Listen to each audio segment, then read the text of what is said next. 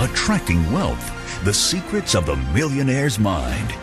When I refer to wealth, I mean much more than just money. I've met, and indeed I know, some of the richest people in the world, but some of them have very little of what I'd call real wealth.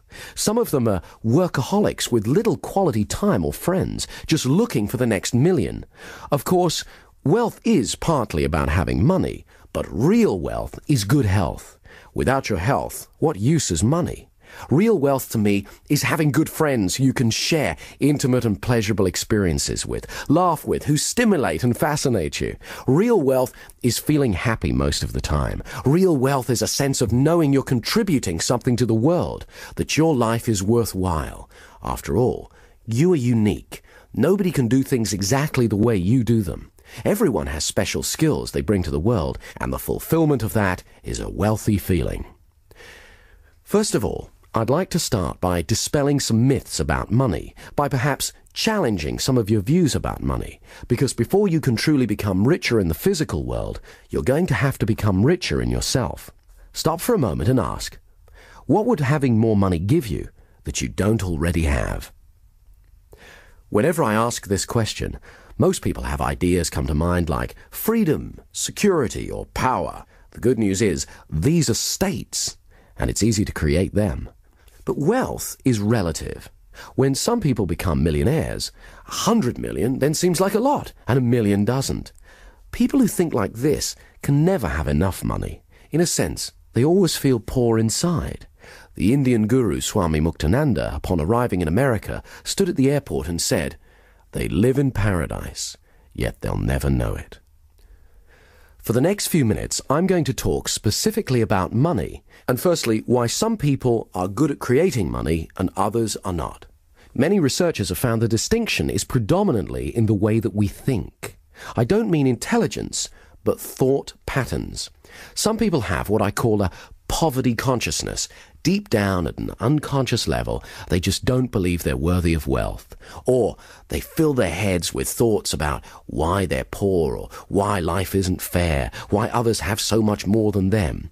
If you've got thought patterns like that, we're going to change them, because this part of the positivity system will help you reprogram yourself so you automatically begin to think more like a millionaire. As the author James Allen says in his book, As Man Thinketh, a particular train of thought persisted in, be it good or bad, cannot fail to produce its results in the character and circumstances.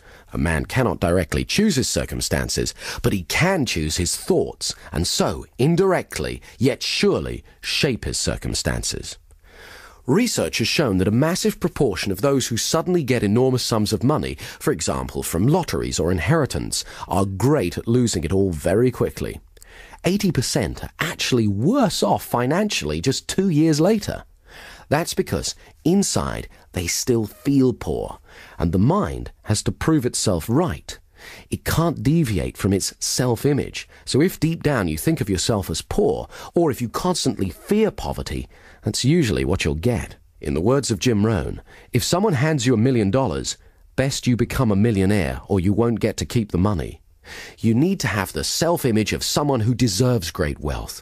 What we're going to do next will help you develop and install in your mind a prosperity consciousness, which is much more than attracting money. It's a change in your self-image to one of greater harmony, so you begin to notice the abundance that surrounds you, taking so much more pleasure in everything. If someone has money problems, that's usually only a symptom, but not the root cause of the problem. There's something in them that needs to change. This isn't just another get-rich-quick scheme. The positivity system helps you change your fundamental attitudes towards wealth.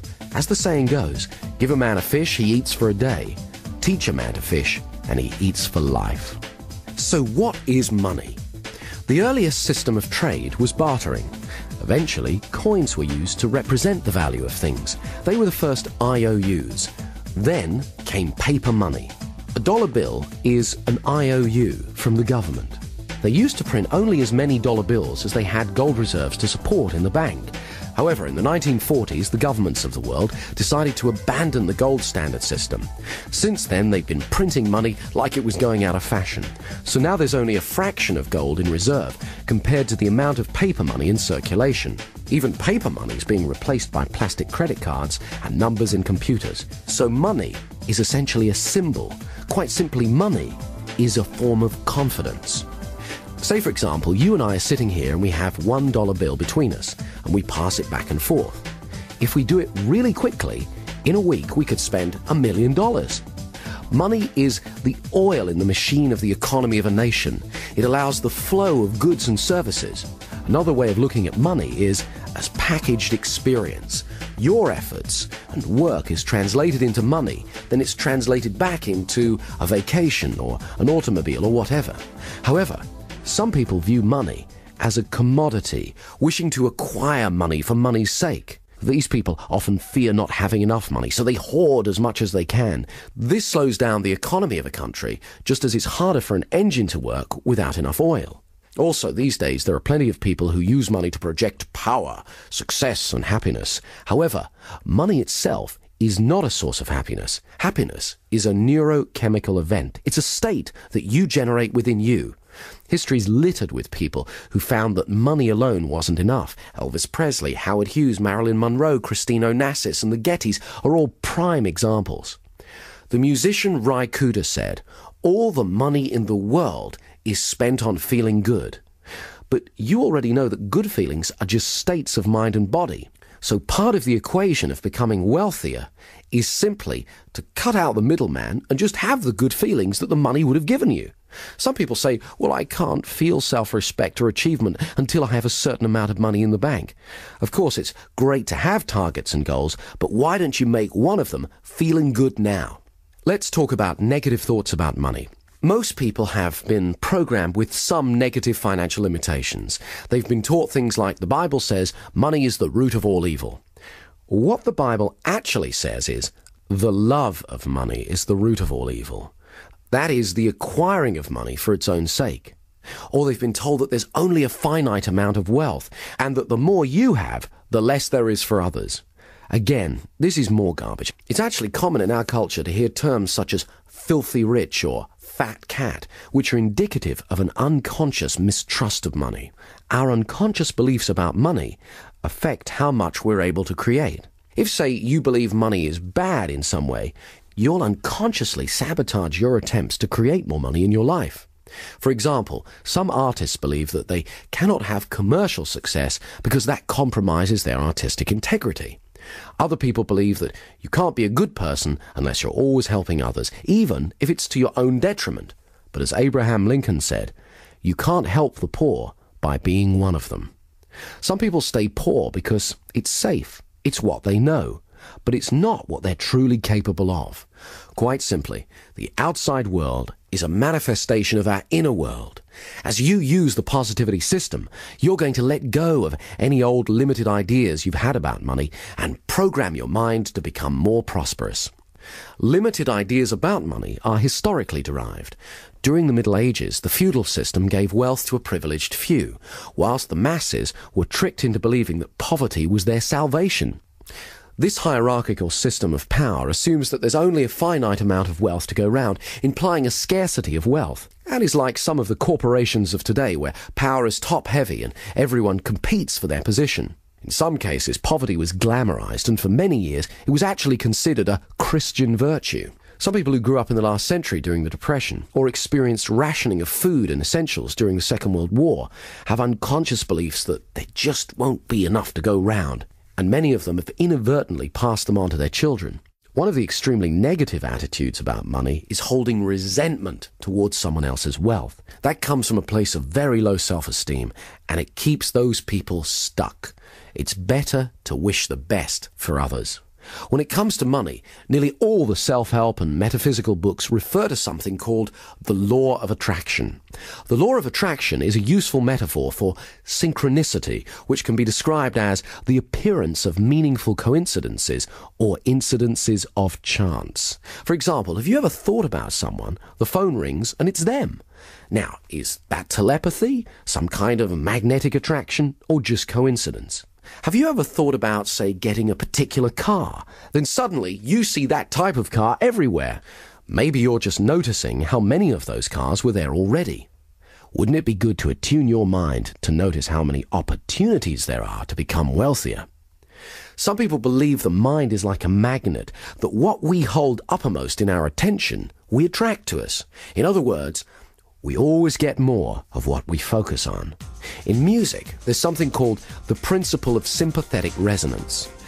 If you have two pianos in the same room and you hit a C note on one piano, you'll find that the C string on the other piano will start vibrating in resonance at the same rate. In the same way, you're always attracting people and circumstances that resonate with your predominant thoughts. Whether you choose to believe in the law of attraction or not, it's interesting to note that many highly successful people do. Those who focus on the positive in life and attract it to them are called lucky. I personally believe we create our own luck. That is what's meant when it says in the Bible, "A man is what he thinks about all day long." Your thoughts are an energy that are powerful and creative. I've found that most wealthy and successful people tend to employ the same simple habits and beliefs about prosperity. However, the same rule of habits and beliefs applies to poverty as well. I believe that many people help to keep themselves poor through the beliefs and habits they have towards money. They use the evidence that their lack of money has made them poor, whereas sometimes their poor behaviors in relation to money is what keeps them from experiencing abundance. They've affirmed over and over again, often unconsciously, that they're poor, so it's become a self-fulfilling prophecy, a poverty consciousness. What the positivity system does is helps you to change that. I'd like to share with you some techniques that I've used myself that have helped me dramatically increase my personal wealth. I've taught them to others, they've also increased their wealth, and now I'd like to share them with you. One of the first things that made a major difference for me was consciously deciding to do things differently. Years ago, I definitely had a poverty consciousness, worrying constantly about being poor or how not to be poor. So guess what? My attention was, yes, on poverty. For example, when a bill would come through the mail, I'd open it, I'd worry about how I was going to pay it, I'd feel poor inside.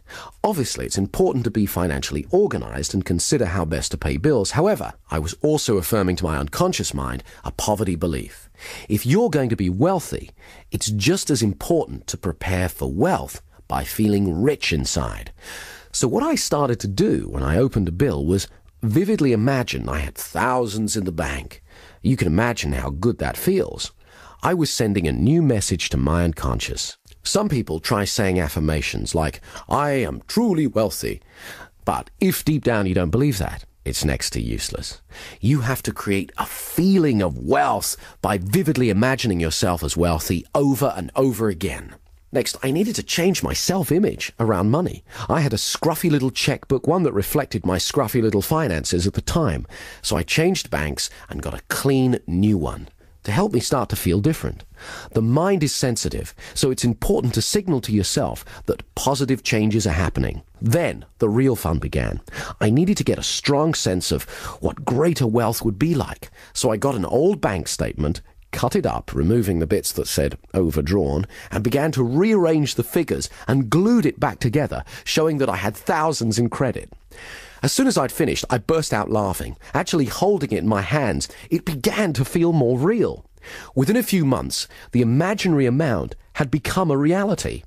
Having that tangible piece of paper, the bank statement, had really helped. So I went about making a scrapbook, collecting pictures of things I wanted, places I wanted to visit, people I wanted to meet. Remember, the mind needs a sensory-rich experience of what you want it to make real for you.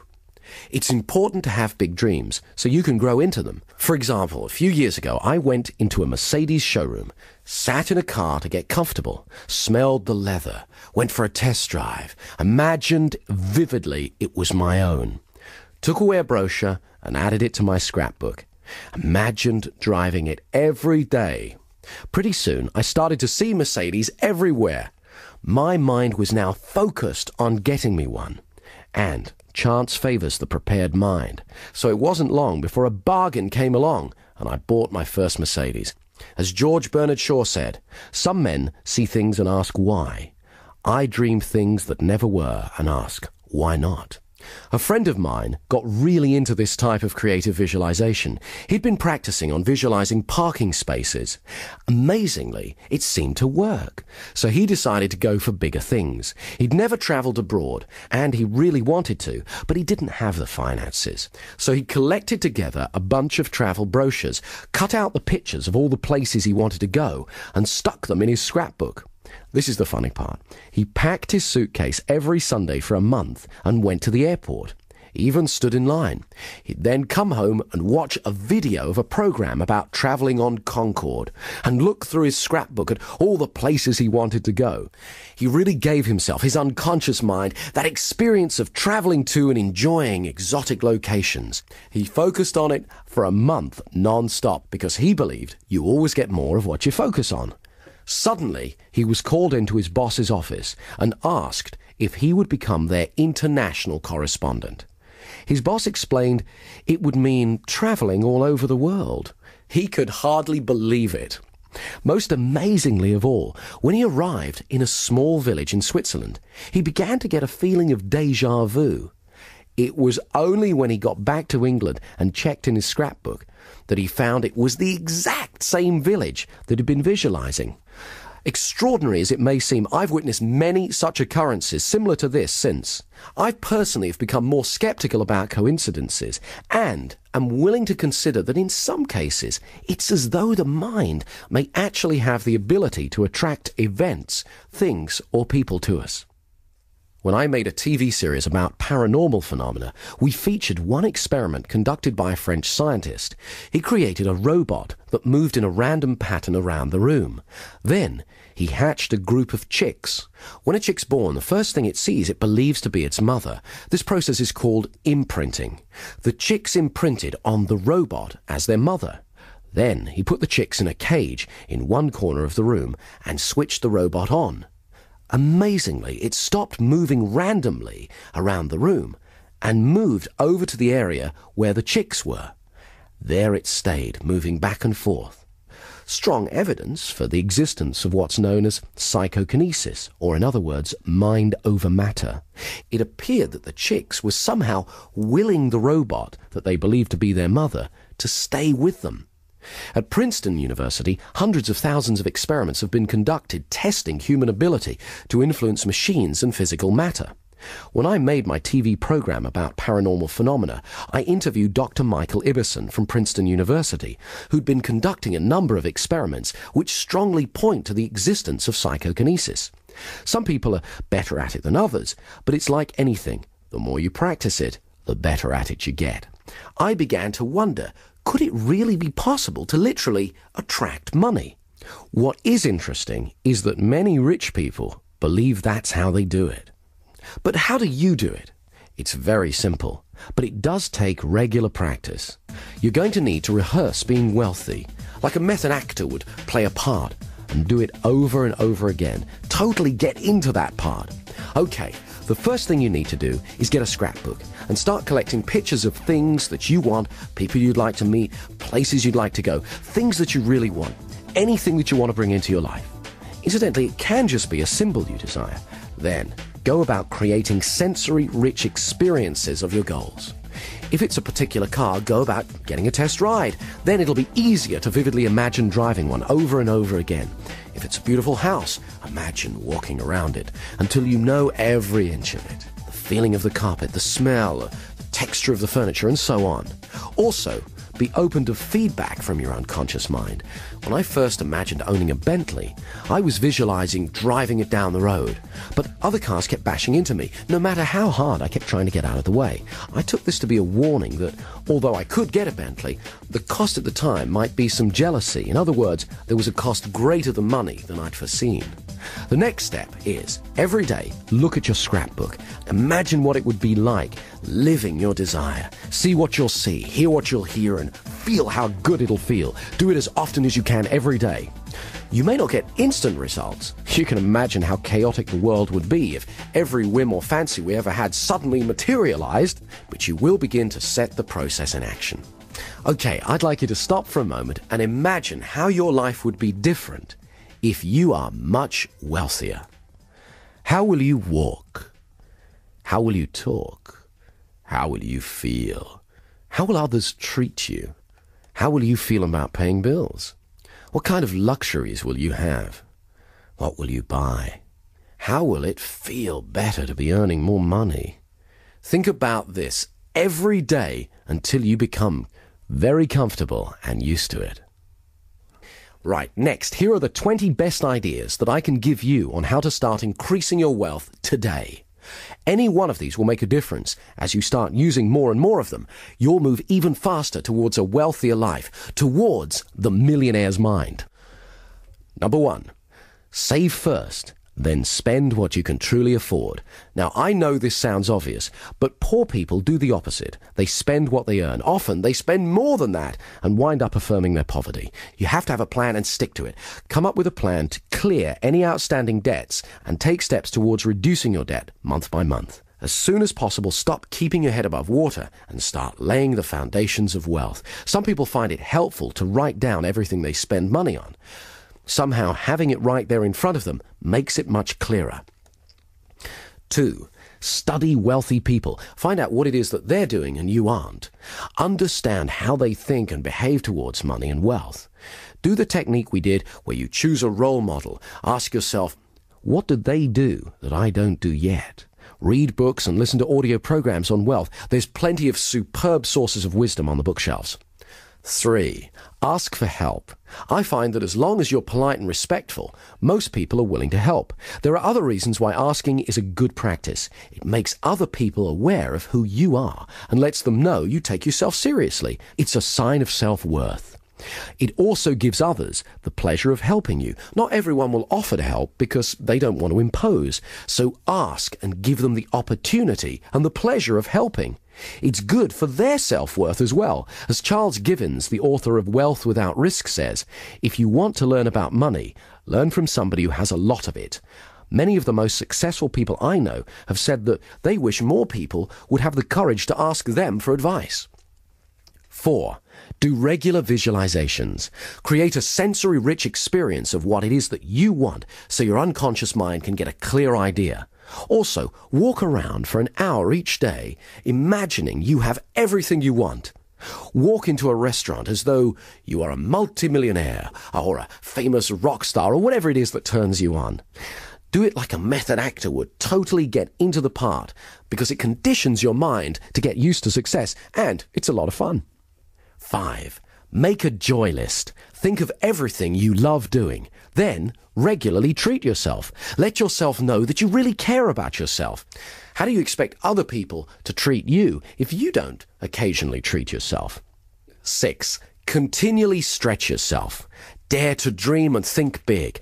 Push the limits. I don't mean take unnecessary risks, but most achievement involves some leaps of faith. You can either choose a life of getting by and surviving, or you can push the boundaries. That's how human beings grow, by stretching. As the saying goes, if you keep doing what you've always done, you'll just get more of what you've already got. Highly successful people are continually stretching themselves. Stretching means moving out of the comfort zone. It's easy to become complacent and get stuck. However, if you continually look for bigger challenges, then you continually grow. It's important to have big dreams so you can grow into them. As Donald Trump says, you have thousands of thoughts every day. You might as well make them big ones. 7, get comfortable with money. Carry an appropriate amount of money. Get used to having it on you. Get comfortable with it. This sends an important message to yourself. One technique I used was to practice writing out checks and paying in slips for millions of dollars until I felt comfortable doing it. Obviously, don't leave them lying around. Doing that process meant that I was able to feel comfortable paying out large sums of money and to paying in large sums of money. So I conditioned myself to become a wealthier person. Far too many people are scared by large sums of money. When you get more money, your financial pressures don't get smaller. They get bigger. But that's the fun of it, because you become a more capable person. You have to be prepared to accept the responsibility. Be ready to play the bigger game. The bigger the challenges, the bigger the rewards. Like mastering any new skill, you do it one step at a time. Rehearse success over and over again, and then have it happen in the real world. Imagine what it's going to be like to be wealthier, so when it happens, it's not overwhelming. It's a pleasure. Number 8. Always give more than you're paid for. That way, other people will have a feeling of value towards you. It was only as long ago as the 60s that Japanese products were generally considered cheap and tacky. The legendary corporate consultant Edwards Deming largely helped in changing that. He developed a strategy that was adopted by the Japanese that focused upon two simple but important ideas: quality control and constant improvement. Nowadays, Japan is a nation of industrial might. By changing their beliefs about what was important, they became wealthy and powerful. It's easy. Just ask yourself, how can I do it better next time? Constantly look for ways to improve.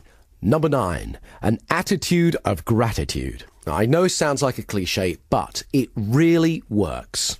An attitude of gratitude is the exact opposite of a poverty consciousness.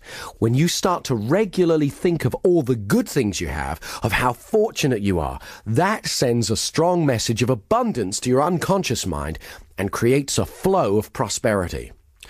One of the single most important things you can do is make a practice every night before you go to sleep of thinking through all the good things in your life, your health, your friends, your opportunities, where you live in the world, and so on, and say thank you to God, to life, the universe, whatever it is that you feel most comfortable doing.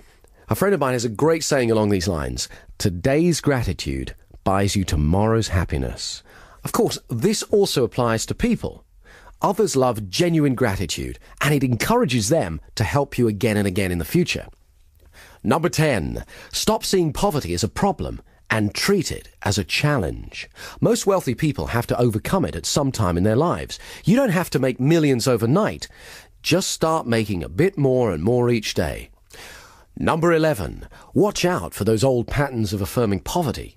For example, don't steal paper clips from the office. Anyone who's truly wealthy wouldn't need to. Feel good about paying bills. They're from people who believe that you can pay. They're more symbols or affirmations of wealth. Number 12, stop wasting time on unimportant things. Figure out what's most important to you and prioritize your life accordingly. I used to get caught with this one. Let's say your time's worth $100 an hour. Spending 2 hours calling round trying to get a lower price on something of $50 is bad money and time management. Number 13, write down good ideas as soon as they come to you. Very few people actually bother to do this. Keep a pen and paper handy or a pocket tape recorder. That way you won't be discarding your genius. Sometimes one idea could make you $1 million. For example, if you ever had an idea for a product or service, a few months later, you see it being marketed by someone else. What's the difference between you and them? They took action. They made a note of their idea, and then they went out and did something about it. 14. Regularly practice the positivity techniques. For most people, opportunities to become wealthier present themselves every day without being leapt upon or even noticed. By practicing the techniques again and again, you're conditioning yourself to focus on wealth. Financial success is simply a matter of holding certain beliefs and religiously practicing certain actions consistently. Very few multimillionaires get to be rich by accident. They do it by certain ways of thinking and behaving in the world. Now it's your turn. 15. Make sure you pay yourself. Now, this may sound obvious, but you'd be surprised how many people pay everyone else and don't get around to paying themselves. They fear there won't be enough to go round, and by leaving themselves to last, there isn't. In fact, you could even go one step further and pay yourself first. Every month, write yourself a check. That way you'll unconsciously adjust your spending and make different choices so that there's some money left for you. 16. Know your weaknesses. Everybody knows what they're good at, but not everyone's good at admitting their limitations. A friend of mine's father suffered from this. He was a highly creative man, but not a skilled businessman. He made a lot of money from his creative work and lost nearly all of it through bad business deals. He loved the business he was in, but overstretched himself, thinking he could do everything. As my friend said on the matter a few years later, just because you like food doesn't mean you should be running a restaurant. There's some things I'm not good at, so I can either spend time and effort mastering them or hire someone else to do them. Number 17. Get in touch with your passion every day. I remember years ago when I first got interested in hypnosis, one of the old stage performers I was learning from was a salesman. He couldn't go for long without selling something to someone. We'd be out and he'd strike up a conversation with a person on another table. He'd find out their needs and offer to sell them what it was that they wanted. Often he didn't even have it. He'd then have to go and acquire it himself. He loved the thrill of persuading someone else. One day he knocked on my door and asked me to drive him home. I inquired where his Rolls Royce was. He explained that earlier he'd been in the bank, he got carried away and sold it to someone. When I asked him what he thought his secret was, he said, excitement and passion are contagious. When you get truly passionate about what you want to do, others will find themselves drawn to you. If you want to know more about this kind of thinking, I recommend you read Do What You Love, The Money Will Follow by Marsha Sunita. 18. Take the fear out of making money. This is a concept running throughout Dr. Richard Carlson's book, Don't Worry, Make Money. He's got some very empowering ideas. For example, stock away a large pile of money, if you can, a year of living expenses. It may involve some self-discipline, but it'll give you a massive psychological safety net. He tells a story of two men who were both offered the same job with a startup computer company in the 70s. The offer was for very low pay, but with a large piece of stock. The man who was living paycheck to paycheck thought it was too risky and passed. The one who'd put away some savings took the offer, and needless to say, within a few years he'd amassed a huge fortune. The moral of the story is that in most cases, creating abundance usually involves some risk. As the saying goes, risk is the currency of the gods. Richard Carlson also uses another example of how taking the fear out of money helps when he says, be prepared to walk away from a negotiation. You can usually go back. When you're not attached to an outcome, you're more powerful. Other people unconsciously pick this up from you. He uses an example where, say you find a house you love, the asking price is $100,000. You know it's not worth any more than $90,000. If you're willing to walk away and not to worry about it, more often than not, the seller will come back to you, because most other people are worriers. He won't want to turn down a certain thing, your offer, for an uncertain thing. He'll probably make you a counter-offer, but when he senses you're not a worrier and happy to walk away, it'll be far lower than if he sensed you had fear. Number 19. Charge what you're truly worth. There's an old story about the king's steamship. When it broke down, every engineer in the land was summoned to try and fix it, but all of them failed. Then, one little old man said that he could do it, but he wanted $300. The king agreed, and the little man took out a tiny screwdriver, turned one screw, and the steam engine began working perfectly. $300, please, said the little old man. The king, looking rather dismayed, exclaimed, $300 for turning one screw? No, replied the little man. $1 for turning the screw, $299 for knowing which screw to turn. Some people are frightened to charge what they're really worth because they fear they won't be in demand. But this strategy can keep you falsely overworked rather than giving you more money for doing less and having more time to concentrate on other ways to create abundance. Remember to reevaluate from time to time your real worth. And finally, number 20, keep going. Every successful person at some stage has to go through the frustration barrier. Colonel Sanders, who started Kentucky Fried Chicken, is a famous example. When he reached retirement age, he looked at his Social Security check and thought, I need to make some more money. So he sat down and thought through what his resources were, and he remembered that everyone loved his chicken recipe. So he went to a local restaurant and explained that he had a great recipe. He didn't want to sell it to them. All he wanted was a royalty each time they used it. Of course, they weren't interested. So he went to another one, and another one, and another one, and another one. 1,009 rejections later, he got his first acceptance. I've seen far too many people fail just because they didn't hang in there. Very few people get successful without effort and persistence. Finally, I want you to remember that true wealth is not measured by money alone. Start today. Take stock of your true wealth. Create a plan and start moving towards it. Make the changes that you need to make. After you've begun to enjoy more of the success that you desire, you'll look back and be thankful that you did. Positivity. Positive software for your mind.